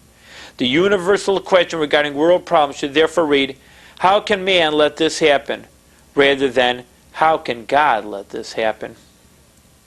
Our purpose within the limited confines of an essay is to reach a better understanding of how that small percentage of tragic incidents, nor attributable to human error, fits into the overall scheme of things in our universe. It would be incorrect to assume that a single all-encompassing explanation exists to account for all life's enigmas. Rather, there are a number of explanations, different ones for for different individuals, appropriate to their distinct life experiences. However, the more we understand of the big picture, the more we will be able to grasp the specifics of our individual life's puzzles. Firstly, we must bear in mind that the realm of human understanding is extremely limited. And although we may quake at the afflictions of the seemingly righteous, perhaps everything is not as it appears to be. How can we on the outside judge a man's piety or his worth? God alone can do that. Every Jew is rewarded for the performance of mitzvot. Yet for a religious Jew who was raised in an atmosphere of piety and prayer, putting on tefillin every day is no great accomplishment. He's been doing it all his life. His instinctive as such is not regarded as a mitzvah of the highest magnitude. But an irreligious man, never before exposed to such practice, who dons tefillin for the first time to connect with his God, Now that mitzvah carries a lot of weight. And so, God alone is a ledger of the mitzvos, and only He can reach the final account. Who knows how many mitzvahs an individual may have marked up compared to evil deeds? Who knows which outweighs the other? We must also be aware that while suffering and tragedy may be interpreted as terrible as the time of occurrence, they may ultimately be for our benefit, to help avoid an even greater tragedy at a further date, as evidenced by a certain experience in the life of the pious scholar, Rabbi Akiva. He once happened upon a city after a grueling day's traveling, only to find the gates locked. He was thus forced to seek rest in a nearby field instead of the luxury of the hostel he'd hoped for. Rather than berate his God for the inconvenience, he accepted his fate willingly, trusting that everything happened for good reason. Upon waking the following morning, he learned that during the night the city had been raided and all the inhabitants massacred, whereupon he thanked God for his salvation. If we are to believe that everything turns out for the best, we could arguably be questioned why pray when we have a problem, why go to the doctor when we are sick. Should the Jews who were sent to the gas chambers have willingly submitted to their fate and calmly martyred death because God had ordained it thus? Or should they have fought for liberation even though their destiny seemed to indicate disaster? As mere humans, we are unable to determine whether the experiences we undergo are simply tests of our faith and courage or a manifestation of our actual destiny. Therefore, we must always be cognizant of the fact that the preservation of life itself is the greatest mitzvah of all. For in the absence there would be no performance of mitzvos. Thus the onus is upon us to do absolutely everything within our power to shield that precious life force. If all our efforts fail and we are left with no other option, we may then conclude that yes, this is what God has ordained for me. Our suffering in some cases serves to purify a person, bring out his inner strength. In explanation of this, a passage in the Talmud likens the Jewish people to an olive leaf. Just as an olive will not emit its precious oil until it has been relentlessly pounded, the Jews will not send forth this beacon of light to the world until he has been crushed. One may have a tremendous potential, but alone be unable to evoke this quality. And only with a crucible can this true power be realized. King Solomon writes in Proverbs, "For the one who God loves does he reprove as a father reproves his son." The evil with which a man is at times confronted actually serves to strengthen his moral fiber, thereby ennobling him. As such, the torment he must endure serves to refine him through discipline, a discipline to which God subjects only those believed to be capable of improvement and ennoblement. Another important principle to be remembered is that we as humans don't have access to the full picture. We have only the present to go by, and our perspectives as such is limited and finite. If we were able to view the present in context of both the past and the future, it would appear very differently. As individuals on this planet, we are accountable not only for our actions in this life, but also for the misdeeds of our neshama, our soul, in previous lifetimes, as our lives are comprised of the time spent on earth in our present physical body, as well as the lifetimes of our souls as have passed through in different physical bodies since the beginning of existence. Viewed within the context of this perspective, our lives and the suffering they entail are more readily comprehended. The past affects the present shapes the future, and all are irrevocably woven by the thread of time. Sometimes suffering for no apparent reason is payment for a debt, meaning a wrongdoing, incurred in a previous lifetime. Similarly, seemingly unmerited blessings and success is the reward of virtuous deeds in an early incarnation. Contrary to popular belief, this concept of reincarnation, or Gilgal in Hebrew, did not originate from an Eastern religion, but is a Jewish concept referred to in Kabbalistic books. According to Kabbalah, each soul possesses various levels and attributes which must be refined and elevated through the fulfillment of all 613 mitzvot before it may be reunited with the Creator. If this mission is not fulfilled in one lifetime, the soul will be sent back to this world repeatedly until it has evolved to the point where it may once again join its Creator. The Zohar, the most basic Kabbalistic book, mentions the case of the Jews in Egypt who were forced to undergo a tormented existence of backbreaking labor with cement and mortar. Why precisely cement and mortar? It has been commented by our sages that the Jews of Egypt had the souls of those who had transgressed centuries before by building the Tower of Babel. Lifetimes later, they were to be found in Egypt, building with cement and mortar, just like the tower, but this time to purify their souls. The suffering of our patriarchs and matriarchs from Abraham on down can all be explained when viewed in the context of a previous existence. Infant mortality and similar instances of premature death often have their source at the final perfection of an otherwise complete soul. Our sages cite countless examples to explain this, far too numerous to list here. However, an incident which occurred in the time of the Baal Shem Tov involving a deaf mute and a chicken served to illustrate the point.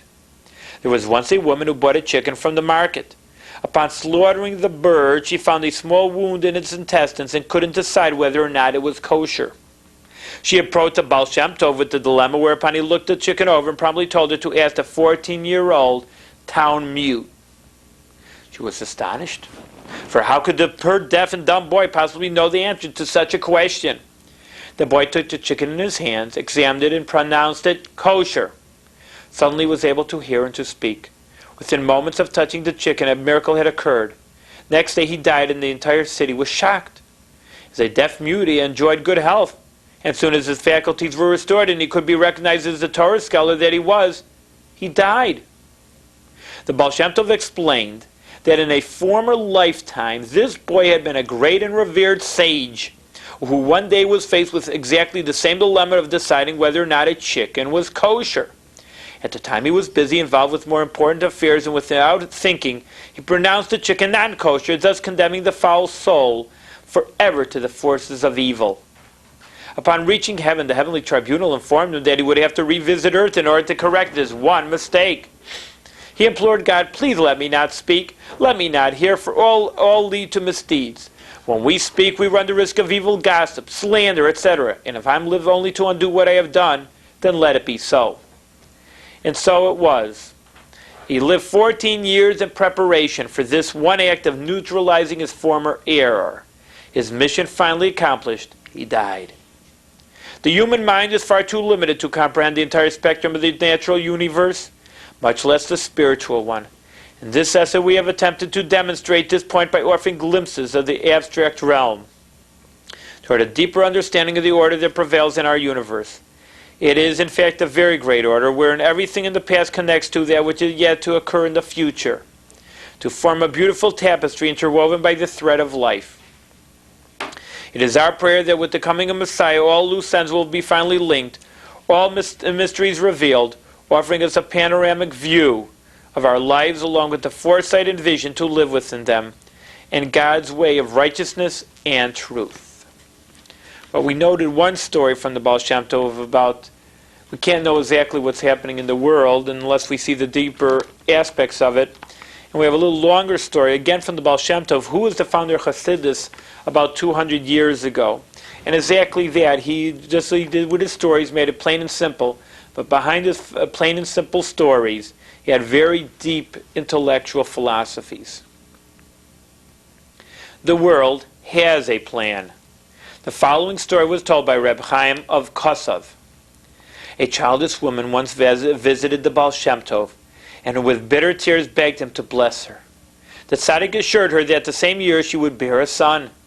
Soon after he arrived home, she became pregnant, and 9 months later gave birth to an unusually beautiful baby boy. When he was 2 years old, she brought him to the Baal Shem Tov in order to receive his blessing before he was weaned. As he entered, the tzaddik told his beadle to take the baby from his mother and pass it to him. The tzaddik hugged and kissed him and told the beadle to return him to his mother's arms. They set out homeward, and on their arrival, the child died. Grief-stricken, the woman decided to return and confront the Baal Shem Tov. In the bitterness of her heart, cried out, "How could this happen to my boy who had your blessing?" "Weep not," said the Baal Shem Tov, "and listen carefully to what I shall tell you. A king who was childless once confided in his veteran advisor, 'You are my counselor on all subjects, even on military strategy. Can you advise me on this predicament of mine? In which do I even know who will be heir to my kingdom?' 'No one can help you in this,' said the advisor, 'except for the Jews.' 'Very well,' replied the king, 'if the Jews help me, I will free them of all their taxes and tributes.' 'That will not help you at all,' said the advisor. 'Instead, issue a decree compelling all the Jews in your kingdom to pray to the Almighty that you beget a son this year. If they are unsuccessful, there will be neither sight nor sound of any Jew here thereafter. The king accordingly issued such a decree and threatened that he would expel every Jew, man and woman, young and old, from his land. Terror seized his hapless Jewish subjects. They fasted, recited psalms, and implored the Almighty that he save them in their distress, and their outcry reached the heavens. Now a certain lofty soul in heaven heard this outcry and hastened to the throne of mercy, and spoke as follows: I am willing to be sent down to the world below. I will be the king's son, and thereby save the people of Israel from peril. And that is exactly what happened. The queen soon became pregnant, and within the year gave birth to a son. The joy of the Jews was boundless. When the child was weaned, he was introduced to the world of books. So intelligent was he that he grasped every idea clearly at its first explanation. As he grew up, he mastered more and more fields of knowledge, until one day he told his father, None of my studies have yet given me pleasure. I yearn to study something in which I can delight. If so, replied the father, I will ask the most senior ecclesiastic in my realm to teach you. Learning from him will surely give you pleasure. He thereupon summoned the priest and asked him to tutor his only son. The priest answered, I am of course obliged to fulfill my king's commands, but I have one solitary request. Since I spend 2 days every day in solitude, that is when I ascend to heaven, and since the life of any mortal who visits me during that time stands forfeit, I would ask you to forbid your son to enter my study at that time. The king undertook to oblige, and within a short period the brilliant young prince was expert in all the subject that the cleric had taught him. Only one thing bothered him. Why should he not see for himself exactly what his tutor did during those 2 mysterious hours? He made himself a set of keys to the study, waited impatiently for the daily period of solitude, opened the door, and to his amazement found the priest sitting in tallis and tefillin, studying the Talmud. Finding himself taken by surprise, the priest almost had fainted from fear. But the young prince solemnly promised that he would divulge to no one the dread secret that he had uncovered. Now, said the tutor, I will begin to teach you the Torah. Here at last you will be able to relish a study that is sweeter than honey. And indeed, as the young man thirstily drank the waters of the Torah, he sensed that he had finally lighted upon the elixir of the life. One day he asked a clandestine Jew, Tell me, please, why do you deceive everyone? Most of my years have passed, answered the other, and I am obligated to remain in my present situation as long as I live. Advise me, though, begged the prince, how to convert to the faith of Abraham, for I want to be a Jew. But you know that my father cannot bear to leave even a single day without seeing me. Then explain to your father, said the tutor, that he asked for a son in order that he should have an heir to the throne. And since you have not yet seen any part of the country, you would like to travel about and meet the governors of the various provinces. This will not be feasible because you will miss each other so sorely. You therefore propose that for the space of a month you accustom yourself to meeting only at intervals. And thereafter you will be able to travel throughout the length and breadth of the country. The prince echoed these words when speaking to his father, who accepted the plan. When a month had passed, the young man set out to visit the city throughout his father's kingdom. But when the border came within the sight, he told the driver of his carriage that he could go home, because he would be spending quite some time at the place at which they had arrived. As soon as the coachman had taken his leave, the prince crossed the border and soon after converted to Judaism. He settled in a certain town and spent all his days in the house of study, meditating the words of Torah. He lived on the money which he had brought with him from his former home as he studied on, year after year, until he died. When his soul ascended to the world above, the prosecuting angels could not find a single count on which to accuse him. What could one say about a soul so lofty that its very descent to this world was born of self-sacrifice for the sake of the Jewish people who were then in peril, about a soul that had spurned a royal crown in order to convert to the faith of Abraham? One prosecuting angel nevertheless did open his mouth, but for the first 2 years of his life he was nursed by a non-Jewess. Whereupon the heavenly court issued its verdict that the soul must descend to this world once more, and its new incarnation be nursed by a Jewess for 2 years. The Baal Shem Tov concluded, telling this story to the woman who stood before him, Why should you grieve you? Then for the space of 2 years you were found worthy of nursing such a lofty soul? Well, we have a few different answers, as Rabbi Mangel told us. One of the answers, as we brought out a few stories, is what happens in previous lifetimes. We don't know. That's surely something we can't know. And we're not going to sit here, and I don't want to be the judge, and I surely can't for the first instance, and I don't want to be a judge of people. But all we can do is sit back in our minds and think over that maybe there's something we don't know. Not everything we know.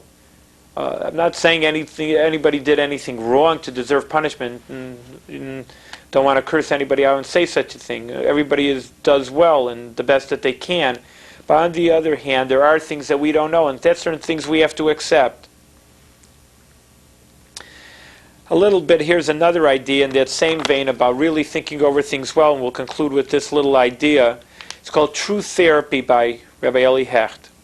Recently, the following incident took place. A woman of very high professional standing education came to my office for pastoral advice. Her dilemma related to marriage, family, and her work. She related her inability to balance her life, realizing that there was much more here. I asked if she had sought to help from a therapist or a psychiatrist. She said she had sought help and indeed had been seeing a psychiatrist on a weekly basis for the past 2 years. Yet her condition remained completely helpless, and at last resort, she is turning to religion. I asked her 3 questions that I ask all of those who are under care of a psychiatrist or other mental health workers. Is your therapist married or divorced? Does your therapist believe in God and organized religion? Does your therapist have love for children? She thought and slowly answered that in all 3 cases was negative. Her psychiatrist had been married and remarried and was now going through a second divorce. No, he did not believe in religion whatsoever, declaiming that religion was repressive and guilt-evoking. Last but not least, he did not especially care for children, as children, he said, are selfish and not everyone has the patience for caring for them. I then asked her if she wanted to remain married, and to this she answered yes. I continued, do you believe in God? To this she immediately answered, of course, and I love my child. There was no question that she wanted to stay married, to believe in God and love her children. I told her that her healer himself did not lead the kind of life she wished for. If anything, he represented a totally opposite lifestyle. What comes to mind is the 10 Commandments. It's been said that the 10 Commandments are real commandments and not just 10 suggestions. They teach us not to covet, to love, share, respect, and give honor. These ingredients help us love our children, care for our fellow man, and be faithful to our spouses. That is something for which all of us strive. The 10 Commandments are the most therapeutic steps to reach that goal. It was in the year 1312 BCE that the Jewish nation received the 10 Commandments and its tradition. This took place in the Sinai Desert through the revelation of God to Moses and the Jewish people. True, the 10 Commandments are traditionally known as having been given to the Jewish nation. However, there is no monopoly on good things. The world is free to borrow and obey commandments. Therapists, doctors, social workers, and even spiritual healers are to be the ones to help those in need, but they carry the responsibility of first obeying the commandments and setting standards. Society learns and receives inspiration by examples of practicing healers. A little different perspective on therapy, and well, we're trying to say resolve problems in the world, and there's no idea that a person should be ashamed that everything's not 100%. On the contrary, it shows a person's a little bit of a more sensitive person, a more thinking person that sees problems in the world and can't understand why there's evil in the world and tries to better their own personal life. And there's really nothing wrong very much on the contrary. To that person, that really is actually a deeper perspective about life. And a person really shouldn't think that, oh, maybe something's wrong, and what's wrong with me? Why can't I be happy? Well, a person should be happy, and a person should strive to think to the answers and look for happiness. But remember that it's an interesting idea that when you're going up a flight of stairs, that no one can have 2 feet always on the ground. While you're going up a flight of stairs, 1 step at a time, of course, that you only have to lift up 1 foot.